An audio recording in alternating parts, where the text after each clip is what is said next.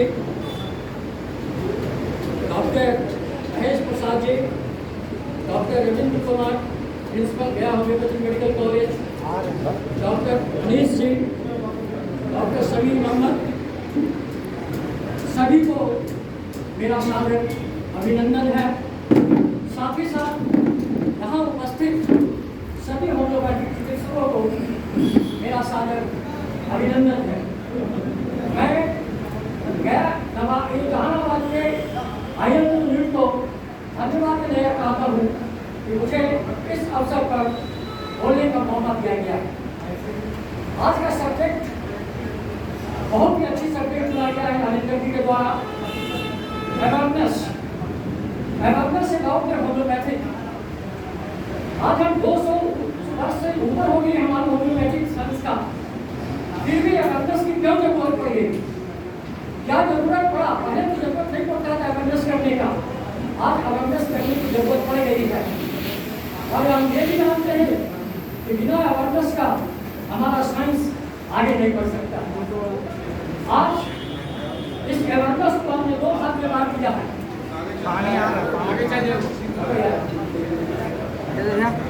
Disturb मत करो यार। बांटा है awareness for the physician and awareness for the general public. हमको अवेयरनेस पैदा करना है उन चिकित्सकों के बीच में भी जो आज होम्योपैथी कर रहे हैं। हमको अवेयरनेस पैदा करना है उस पब्लिक के बीच में भी जो हमारे सहयोग के लिए हमारे यहाँ ट्रीटमेंट लेने के लिए आते हैं। पहला पॉइंट मैंने रखा है, बहुत ही अच्छा सूत्र हमको दिया गया था, treat the patient not the disease. ये जो सूत्र दिया गया था, आज हम उस सूत्र को भूलते जा रहे हैं।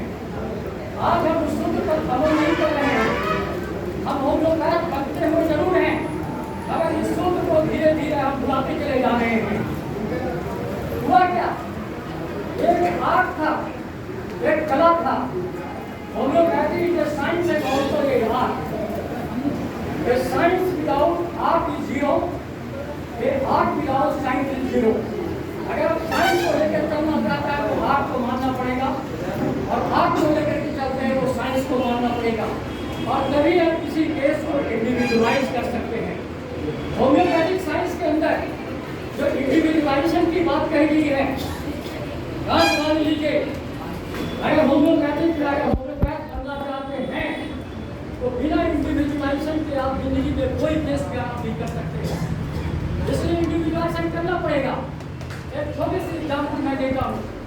मेरे पास एक केस आ गया, और वो केस क्या था, 4 महीने 5 महीने से खांसी से परेशान था। ये तो पता है कि खांसी में कितनी दवाइयाँ चलती है, डॉक्टरों ने जो वायरस सब दवाइयाँ मिला दिया। जब वो केस मेरे पास आया, हमने सोचा कि अच्छा इतनी दवाइयाँ पड़ गई तो मुझे क्या सोचना है। हमने केस हिस्ट्री को स्टडी करना शुरू किया।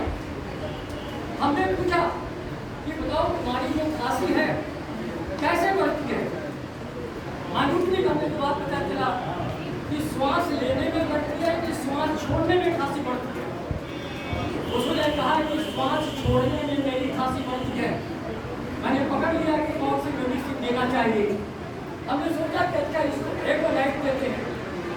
जो एकोनाइट की तरफ हाथ बढ़ाया, मेरा दूसरा हाथ किसी ने खींच लिया और कहा कि नहीं, एकोनाइट नहीं, मैं भी साथ में हूँ, मेरा भी खांसी जो है और एक्सपायरेशन बढ़ता है, और वो मेडिसिन का कॉस्ट कम। अब मेरे सामने समस्या आ गया कि कॉस्ट कम दूँ। तब मेरे सामने आया कि अच्छा ठीक है, कॉस्ट कम आजमाते हैं। हमने पूछा कि पानी खांसी कैसे कम किया है, ठंडे पानी पीने से कमता है कि गर्म पानी पीने से कमता है। उसने कहा कि नहीं, ठंडे पानी पीने से कमता है। हम कन्फर्म हो गए कि हमारा कॉस्टिकम में जब केस जा रहा है इसको कॉस्टिकम दे देते हैं। अगर क्यों ही मैंने कॉस्टिकम का हाथ पढ़ाया, मैंने मेरा हाथ खींच लिया दूसरे और कहा कि नहीं, कॉस्टिकम ठीक है, मैं भी हूँ, और वो मेडिसिन का क्यूकममेट।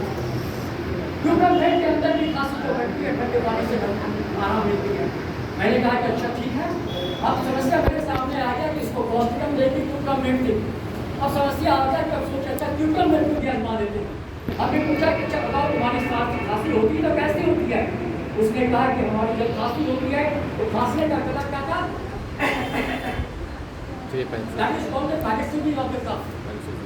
हमारे साइंस इतना माइन्यूट साइंस है, होम्योपैथिक साइंस है, माइन्यूट साइंस है।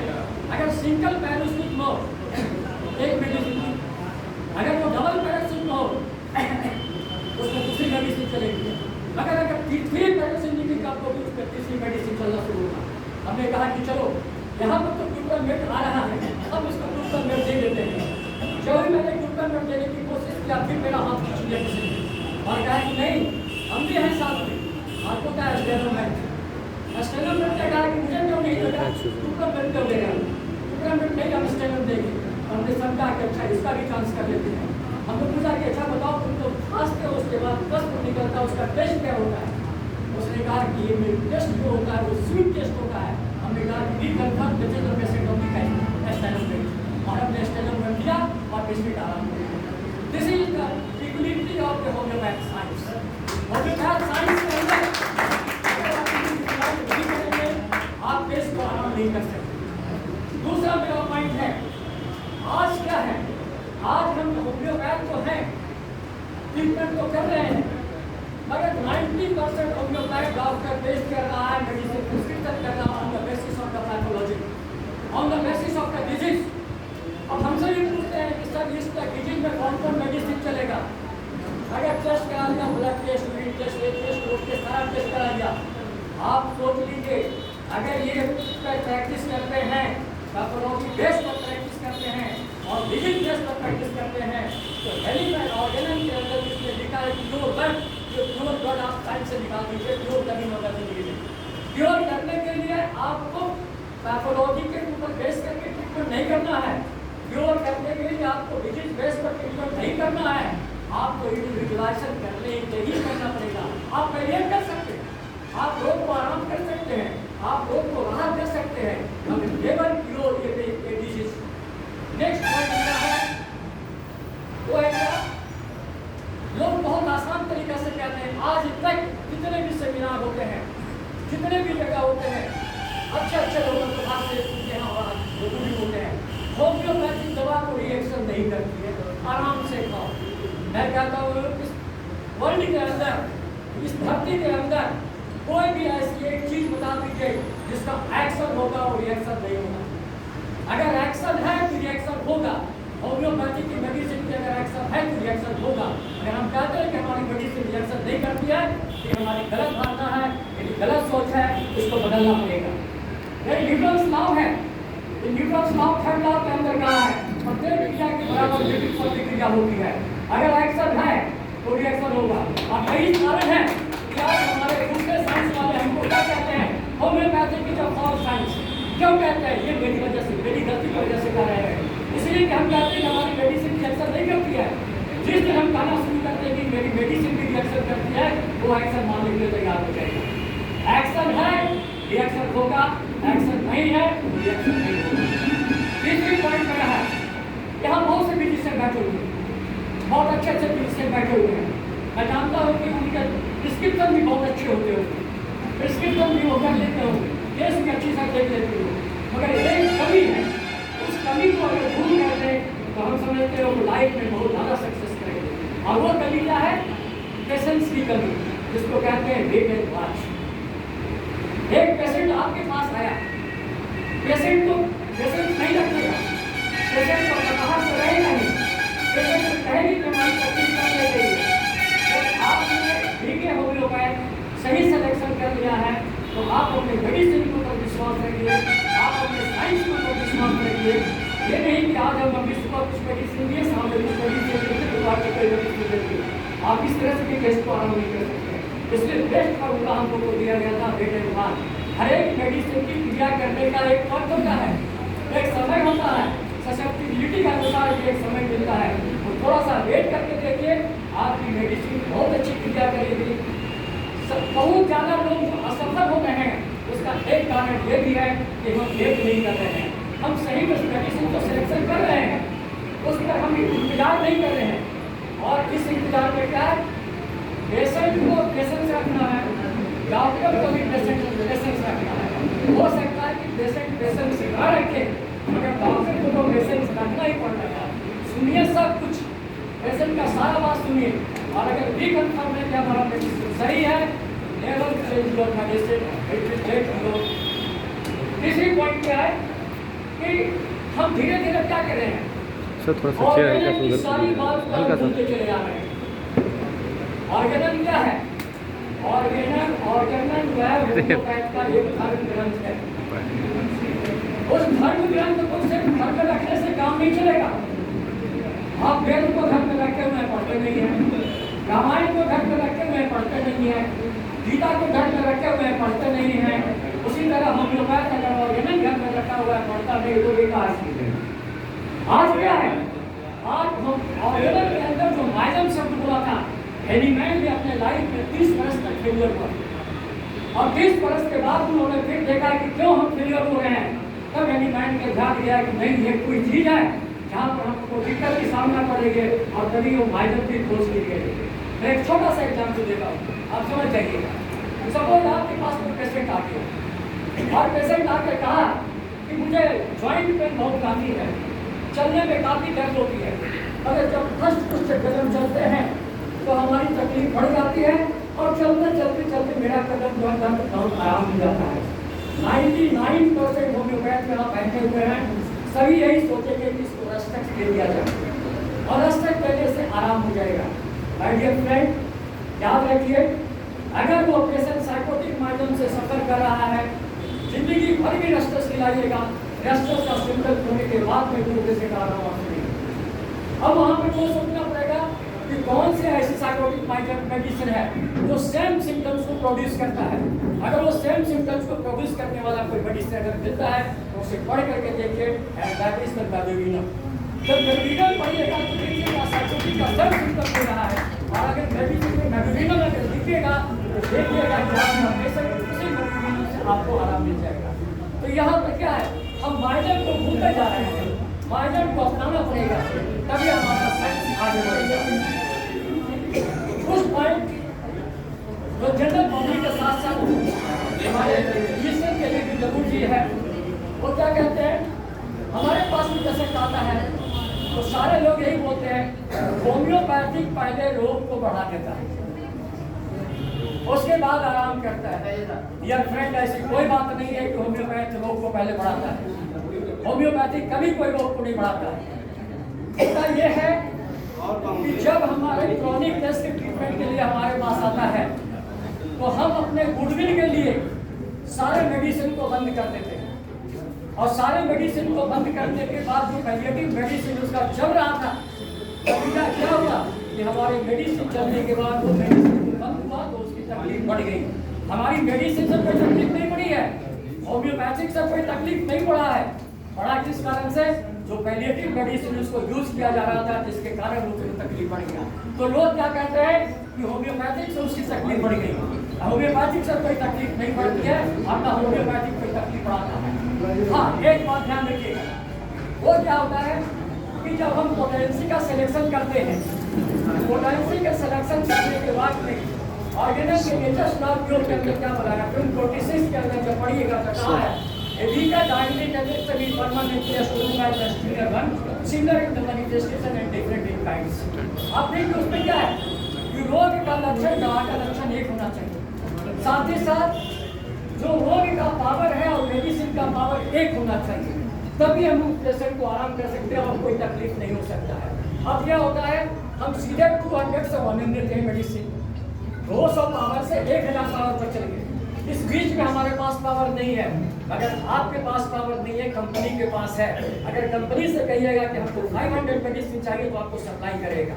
अगर पेमेंट के बाद क्या देते हैं, आप सीधे सीएम देखते हैं, आप 50 में नहीं बनाते हैं। कंपनी को कहिए, कंपनी आपका पास भेजेगा। हम लोग कंपनी से मंगाते हैं, 50 MB मेडिसिन मंगाते हैं और 50 MB मिलते हैं। तो होता क्या है, हम पावर की बात नहीं करते हैं। और एक जरूरी है कि अगर हम एक्सेस पावर देंगे तो उसकी प्रतिक्रिया होगी, प्राइमरी एक्शन सेकेंडरी एक्शन का बात है, यहाँ पर आएगा। तो होम्योपैथिक कोई चीज़ को बढ़ाता नहीं है, ये दिमाग से निकाल दीजिएगा। होम्योपैथिक किसी चीज़ को बढ़ाता है। होम्योपैथिक अगर बढ़ाता तो हमारे साइंस के अंदर कोई ट्रीटमेंट कराने के लिए नहीं आता। नेक्स्ट पॉइंट है कि होम्योपैथिक बहुत धीरे धीरे काम करती है। लोगों का ये भी विचार है कि होम्योपैथिक बहुत धीरे धीरे काम करती है। नहीं, होम्योपैथी धीरे धीरे काम नहीं करती है। यहाँ दिक्कत क्या होती है, हमारे सिलेक्शन करने में दिक्कत होती है, हम सिलेक्शन सही नहीं कर पाते हैं। सपोज एक पेशेंट आपके पास आ गया, उसकी वोमिटिंग हो रही है। अब वोमिटिंग के लिए आप सोचते हैं कि इसको मैक्सिमम क्या खिला दो, इसको एपिकाप खिला दो, इसको ये मेडिसिन दे दो, वो मेडिसिन दे दो। सिम्टोमेटिकली आप जान ही रहे हैं, नतीजा क्या होगा, आपका पेशेंट आराम नहीं होगा। एक एलोपैथ के पास तो चांस है, वो एस्टिमेटिन खिला देगा तुरंत उठ जाएगा, एवोमिन खिला देगा तुरंत उठ जाएगा। इस तरह की कई दवाइयाँ हैं उसके पास है, देगा और वोमिटिंग को तुरंत रोक देगा। आपके पास क्या है, आपके पास भी है, मगर वहाँ तक पहुँचने के लिए आपको ब्रेन को यूज करना पड़ेगा। अगर एक पेशेंट आकर के कहता है आपके पास में कि हम अगर दाहिने करवट सोते हैं तो हमारा वोमिटिंग नहीं होता है और दूसरे करवट सोते हैं तो वोमिटिंग हो जाता है, तब आपको सोचना पड़ेगा ना एपिकाप काम करेगा ना नक्स का काम करेगा। आप एंटिंग कार्ड में जाकर के पढ़िएगा तो देखा हुआ vomiting in any position except lying on the right side. तो हम क्या है, हम फेलियर क्यों हो रहे हैं, हमारी अवेयरनेस की जरूरत क्यों पड़ रही है। हम मेटेरिया मेडिका को नहीं पढ़ रहे हैं। हम पढ़ रहे हैं तो क्या पढ़ रहे हैं, हम पढ़ रहे हैं थेरापेटिक्स को पढ़ रहे हैं। थेरापेटिक्स में एक बुक है, थेरापेटिक्स बुक में क्या लिखा गया है, the medicine written according to the name of the disease. Materia medica में क्या लिखा हुआ है, मेटेरिया मेडिका में होल मेडिसिन का उसका स्ट्रक्चर लिखा हुआ है, कौन से सिम्टम्स पाए जाते हैं। एक मेढक अगर कुएं के अंदर हो और उस मेढक से पूछा जाए कि दुनिया कितनी बड़ी है, तो वो मेढक शायद यही कहेगा कि जितना चरदीवारी है कुएं की बोलेगा दुनिया इतनी बड़ी है। अगर एक मेढक समुद्र में छोड़ दिया जाए, नदी में छोड़ दिया जाए और उससे पूछा जाए कि दुनिया कितनी बड़ी है, तो दुनिया कहेगा कि दुनिया तो बहुत बड़ी है। आज क्या है, हम कुएं का मेढक बन रहे हैं, हम कुएं का मेढक बन करके काम कर रहे हैं। हम नदी का मेढक नहीं बन रहे हैं, हम समुद्र का मेढक नहीं बन रहे हैं। जिस दिन आप नदी का मेढक बन जाइएगा, समुद्र का मेढक बन जाइएगा, जिस दिन आपको मेटेरिया मेडिका के ऊपर कॉन्फिडेंस हो जाएगा, जिस दिन आप थेराप्यूटिक से लगाव छोड़ दीजिएगा, आप निश्चित ही एक अच्छे फिजिशियन बनिएगा। ये मेरा दावा है। और हम लोग भी बने हैं, तो ऐसे नहीं बने हैं, हम लोग भी मंथन किए हैं। मंथन करने के बाद इतनी आज तक है। आज मेरा 50 ईयर्स एक्सपीरियंस हो गया है। पास करने की बात छोड़ दिए, 70 ईयर मैंने कलकत्ता होम्योपैथी मेडिकल से पास किया। हम 70 से ही प्रैक्टिस करना शुरू कर दिया था, हमारे फादर भी का 50 साल के एक्सपीरियंस में बता रहा हूँ। आज तक मैंने लाइफ में एक भी पेटेंट मेडिसिन को यूज नहीं किया और एक होम्योपैथ का एक अच्छा प्रैक्टिस करता हूँ। होम्योपैथ ये मेरा दावा है और यही विश्वास के साथ आपको कह रहा हूँ, जिस दिन आप खड़े हो जाइएगा, प्योर होम्योपैथिक की तरफ खड़ा हो जाएगा, समाज आपको बहुत इज्जत करेगा। समाज के अंदर जैसे राहुल जी बोले, समाज के अंदर आपको पैसा भी मिलेगा और कुछ भी मिलेगा, सब कुछ मिलेगा आपको।